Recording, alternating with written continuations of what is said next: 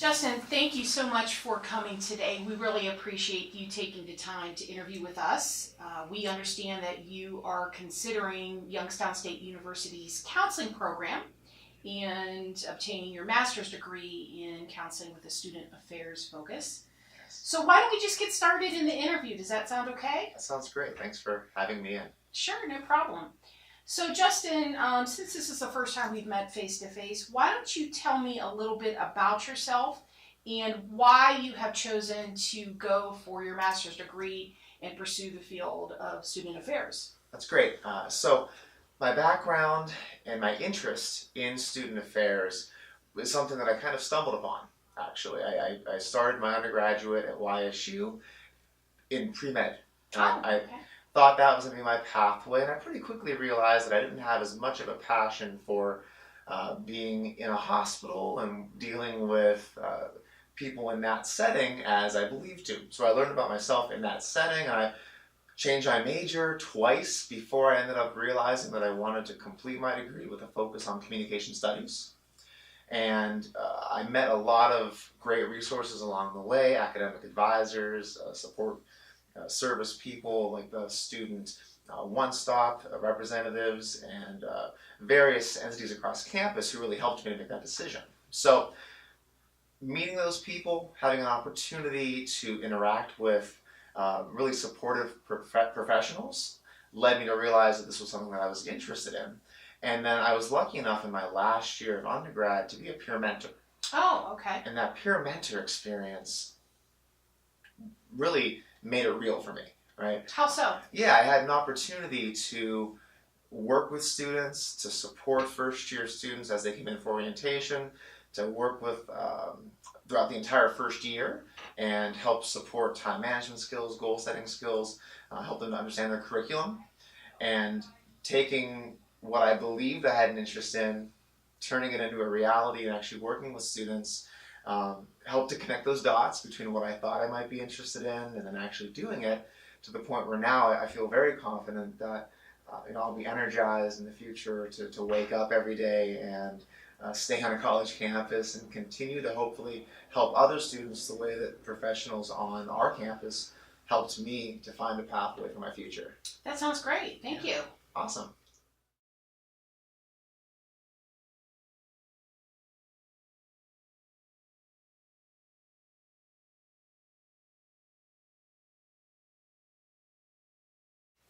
Justin, thank you for that answer. Moving on to the next question. What do you hope to gain from the graduate program here at Youngstown State University? Yeah, well, I hope to gain a position where I can make a lot of money. That's really important to me. I want to make sure that, I can have the nice things that I want as I move on in my life. And, maybe more than anything, I want to make sure that I can, go on vacations, have a lot of time away. And I feel like education and higher ed is a place where I can really separate and be able to just kind of get away from higher ed when I need to recharge my batteries. So that's important to me. Is there anything that you're in particular passionate about our program or what our program has to offer you?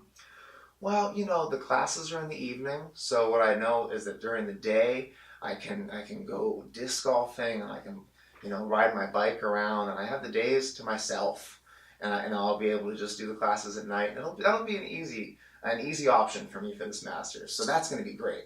Have you had any opportunities to research our program to see what the classes offer or how that would maybe enhance your future career goals?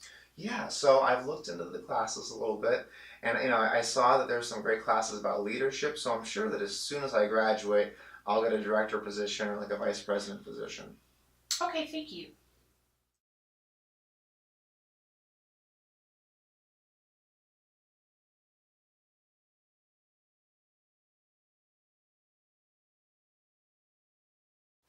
Okay, Justin, that was a great answer. So why don't we go ahead and move forward to the next question?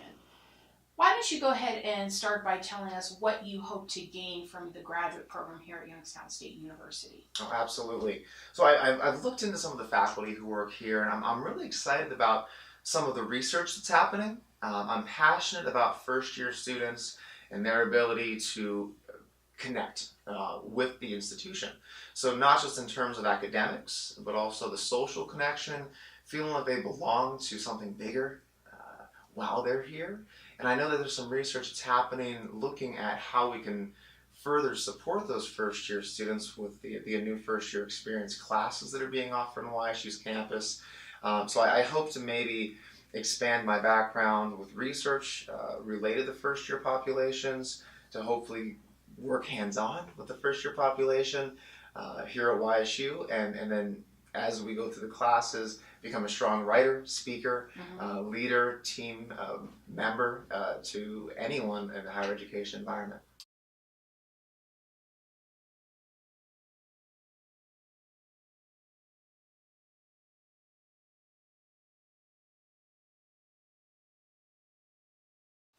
Okay, Justin, that was very interesting. So, sort of in the same vein as that question, why don't you go ahead and tell us a little bit about some specific research areas that you are currently interested in or that you completed during your undergraduate experience? Sure, that's great.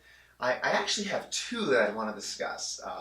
The first one being something that was sort of a passion project, and then another one that had some formal presentations associated with it. One of the first areas of research that really interested me was the dynamic of the pitfalls in interpersonal communication. I like to examine why we don't communicate effectively and try to associate some outcomes to how we can avoid that type of those pitfalls in communication. So one of my undergraduate projects that I had an opportunity to present at YSU's student leadership presentation day, it's called Quest, Okay.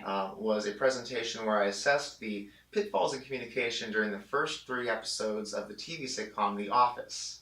It was an incredibly expansive experience learning about why those characters didn't communicate effectively. Interesting. And it was really fun because I love that show. It's a funny show, and I've had a lot of experience watching it growing up. So I can kind of recite those first 3 episodes front and back from that research that I did. And the experience presenting and then being asked really challenging questions by faculty and staff who attended that presentation on YSU's campus, I found to be rewarding and challenged me to think in a new way. Okay. Beyond that, in my senior class, my senior research project, I looked at the perceptions of different leadership strategies between males and females, so gender differences in leadership strategies when filtered through social media. So specifically, I looked at the different genders, how they communicated on social media, specifically Facebook and Twitter, and then how their communication was perceived.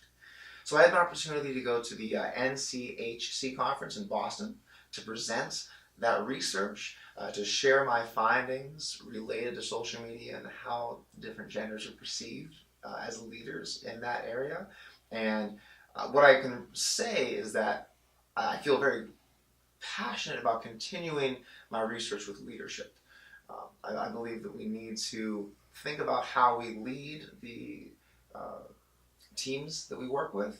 We need to think about how we can effectively motivate and encourage the people that we work with.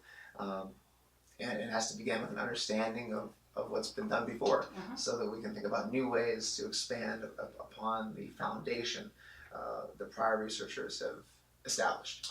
Yeah, thank you for sharing that. You know, as you were talking, one of the questions that I wanted to ask is, I'm curious, do you consider yourself more of a qualitative or quantitative researcher? Have you had experience in both, and are you currently CITI trained? So I have experience with both. During my senior project, we did both qualitative and quantitative questionnaires with groups on campus, with students on campus. I have a strong background with statistics, but I don't have the certification that you mentioned. When I started in pre-med, I had an extensive math background, taken biostatistics and a few different math classes that have given me a strong background on that side. But I would probably say that where I am in my interests right now, definitely lean towards more of a qualitative interest. The perceptions of leadership and that human interaction is something that I'm looking to expand my background with. Sure, sounds great. Thank you.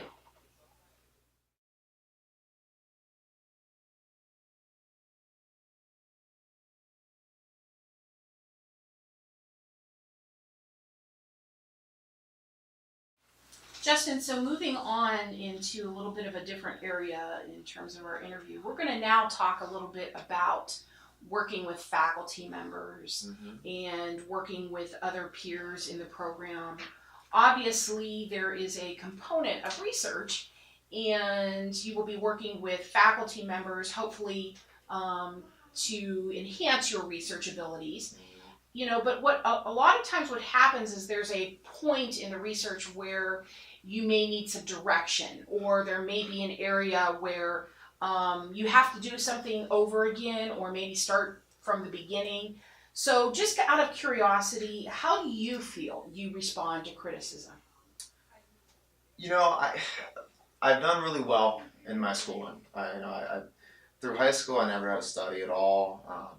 Even through college, when I started in the med program, and I did okay. I just didn't like it, and I changed my major a couple of times. And I've always done pretty well. I'm not too worried about my teachers giving me really much criticism.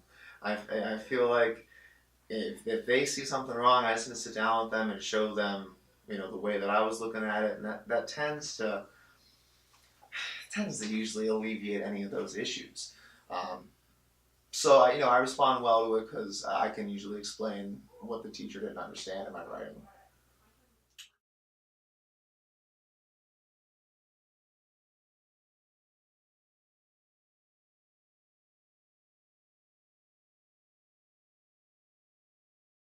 What do you believe your challenge or hindrance is to being successful in a graduate program?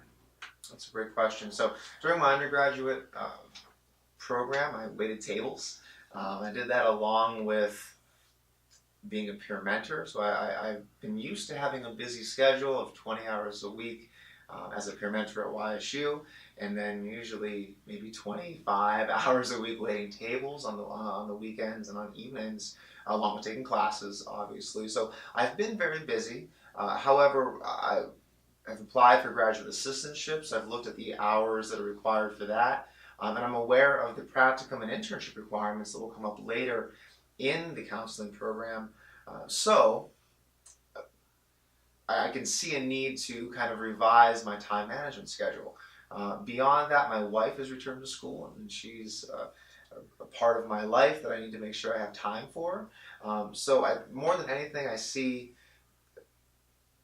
avoiding procrastination as probably number one, being sure that I'm getting work done in a timely manner, scheduling out blocks of time for myself. I know from my background working with students and helping students to learn about time management and goal setting, that I'm a very goal-oriented person. I like to make lists of my tasks that need to get done, and then break them up into smaller goals so that along the way to accomplishing a large project for a class, I can kind of celebrate the benchmarks and those smaller goals that will lead to the big project being accomplished. So I see my strengths in this area as being a very goal-oriented and list-driven person. Beyond that, then being able to create a schedule with blocks of time for school, for practicum, for my assistantship, for my personal time, to balance that, and being able to stick to that, which I have experience doing that, and balancing some of those time-intensive responsibilities already. So I feel like that will transition well.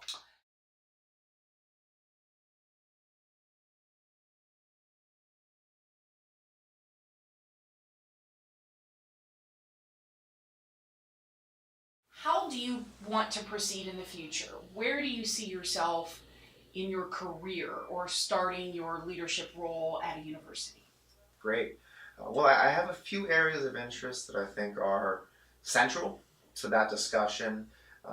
Firstly, I hope to have a strong impact on students that I work with, largely because of the influence of other academic higher education professionals who were so influential on my own decision to pursue a future in higher education. So I hope to support students the same way that I've had people support me. Um, I see a future that might land myself in academic advising. I believe that students should have a very clear pathway and understand what's expected of them in terms of the courses they take each semester. So I'm drawn to academic advising. I'm also drawn to the admissions side of side of the higher education arena, sharing YSU's successes with students, with high school students, traveling and being able to talk about how impactful college can be for the future. Sure. And encourages me. So I have a few areas of interest. Beyond that, I hope to, well, regardless where I end up, be a strong team member. I hope to be able to encourage staff members that I work with and help them have as easy of a work experience as possible. I believe in the idea of meaningful work being fun work, and fun work being work that you can really engage with and be passionate about, to wake up every morning and be excited about the work that you're driving in to be part of. So, yeah, you seem to be alluding a little bit now to perhaps envisioning yourself in a leadership role. mm-hmm. So what type of leader do you think you would be?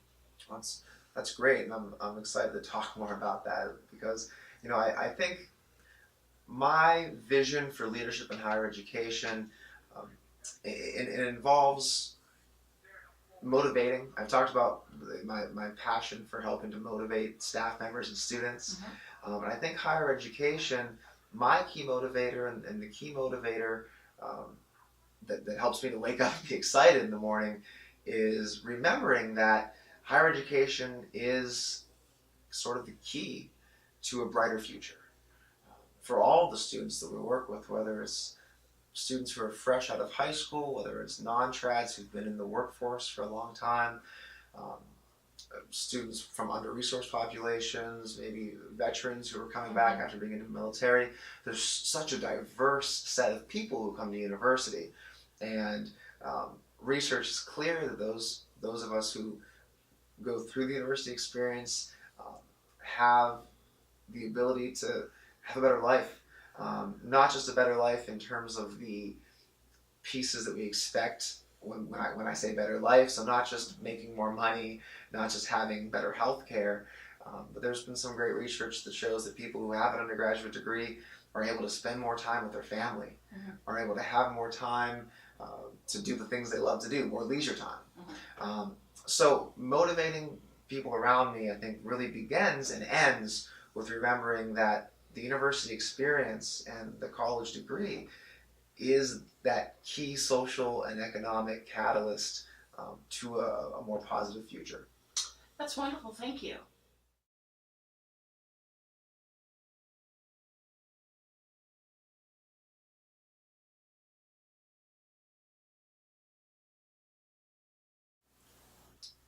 So Justin, we're coming to the end of our interview today. And with that having been said, I would like to know and open this up to see if you have any questions for us. Great. Well, I do. I have a question or two if we have time. I guess, firstly, I see an opportunity in the future and an interest to teach in the classroom. So I've applied for a graduate assistantship. I'm looking forward to hearing more about that opportunity. But I was wondering if through that graduate assistantship or as an auxiliary to that assistantship, if there are any opportunities to work as a TA, to teach, be a teaching assistant, and actually get some classroom experience while I'm still a grad student. Yeah, that's a wonderful question. If we chose you for the grad assistantship position, that is actually one of the areas that we would be discussing with you when we lay out your responsibilities. Great, that's exciting to me, so I'm glad to hear that. Perfect. If we have time, one more question would be okay? Absolutely. Okay, awesome. I researched the department's faculty, and I'm excited about kind of immersing to help with research that's being done. I was wondering though, because I haven't found clarification, if I would be assigned to work with one faculty member in particular, or if I would help research with the entire department with multiple faculty members. How would that be mediated? Yeah, that's another great question. What we typically do with our grad assistants is once we find out who our grad assistants are and their research interest, we have a database with the research that our faculty members are doing. And also there's the qualitative quantitative piece, because we would want to match the graduate student with a faculty member that is doing the type of either methodology or content that would be a good match. So we may ask you to step out of that comfort zone as well. So we hope to do a match with your research interests, but at the same time, we do expect our grad assistants to be able and willing to do both qualitative and quantitative research. So is that going to be a problem? Not a problem at all, and I'm excited to cast a wide net and really build my background with some of the various opportunities in the department. So thank you for your information. Well, it's been wonderful meeting with you today, Justin. Like I said, we have a committee that will be reviewing the applicants for the graduate program. We do have a target date to respond, and we plan on getting back with you in the next 2 weeks. Thank you so much for your time today. You're welcome. Thank you.